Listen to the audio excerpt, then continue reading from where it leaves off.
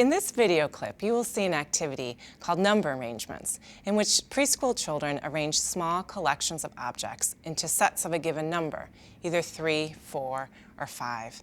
The challenge of the activity is to make many different arrangements of the same number.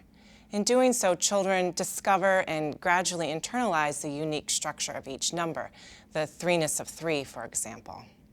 Watch to see if children count their small sets, or do they intuitively perceive the small quantities without counting.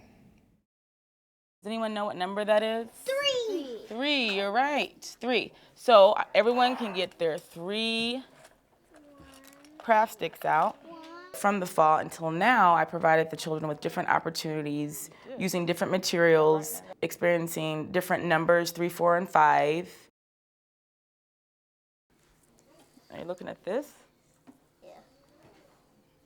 This is a 4, okay? All right, so. A 4, a big. Make a 3. That's a big 4, that is a big 4. I made a K. A K, like Kayla, you did make a K. I can kind of see that. Yep, I can kind of see that. It looks like the letter K, something like the letter K. So then we're going to get how many out, Kayla? 3. Yep. Oh. 1, 2, 3.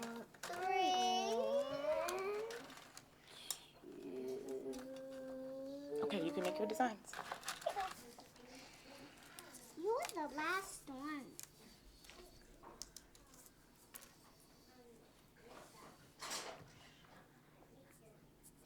Are you going to leave it? You're going to hold it? It's going to be hard for it to stand up, don't you think? I'm going to do a Y. It's going to do that. I'm going to do that. Well, mine is different than hers. I did a Y. It is different. This is what I'm going to do. A 7. Okay.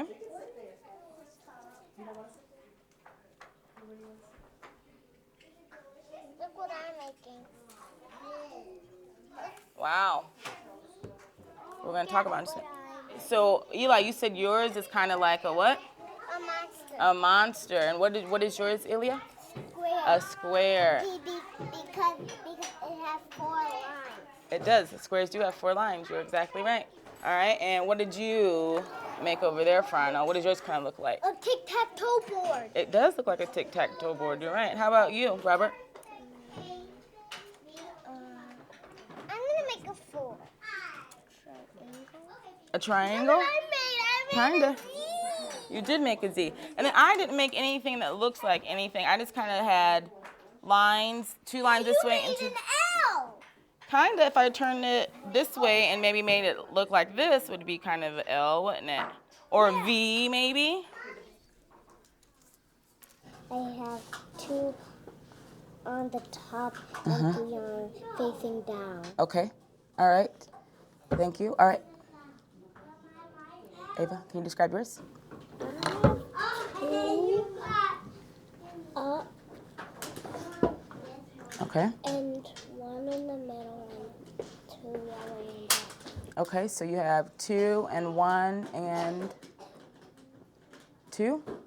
All right, so how many is that? 5. Awesome. All right, okay, Anastasia, can you describe yours? I put 1, 2, 3, 4, 4 here and 1 here. That makes 5. That does, you're right.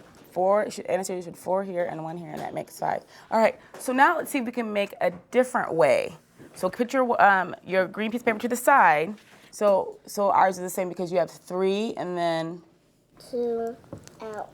2 out. So these are the same because there's 3 and 2 out, and that makes how many? 5. 5. All right. These look like angels. You think so? Maybe. Are they similar? Are they the same in any way? They have 2 over facing down and 2 facing down and 2 facing down and 2 facing down. Right. And then how many do they have in the middle? 1. 1. So maybe that group could be 2 facing down and 2 facing down and 1 in the middle? Is that how you described it? Okay. So that group can maybe be grouped together if you describe it that way. Does anyone else see any? Yeah, the little at the bottom, it's different? Yeah. Yeah, but it's the same amount of cubes though, right? One actually has 2, like 4 right here. One has one that looks like an arm. Okay. And what about this one? How many does this one have? This one has the same thing. What's the same thing? One has 1 out and 4 has 4 in. Right. So there's 4 and 1, and that's how many? 5. And then this one has 5. right, but how many's on this side? 4. 4 and 1. so could that be in a group together? Okay. All right. And I spent a good chunk of the school year really focusing on smaller numbers because I really wanted kids to understand what the number really meant. So 3 is 3 no matter how you combine it or how it's set up or displayed, and they know the different combinations that make up the small numbers, whether it's 3, 4, or 5.